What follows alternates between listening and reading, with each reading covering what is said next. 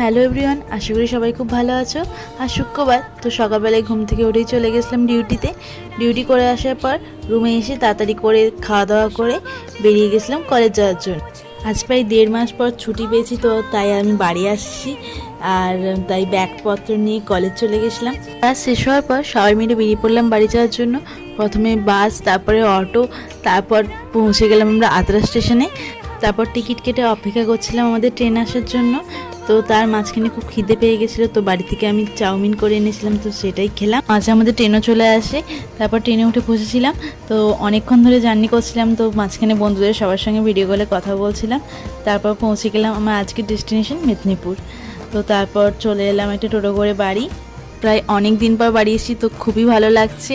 তো বাড়ি এসেই তাড়াতাড়ি করে চলে গেলাম ফ্রেশ হতে, আর ততক্ষণে মায়ের রান্নাবান্নাও কমপ্লিট হয়ে গেছিলো। তো খেতে বসে পড়লাম। তো আজকের মতো এই পর্যন্তই। ভালো থাকবেন সবাই, টাটা, গুড নাইট।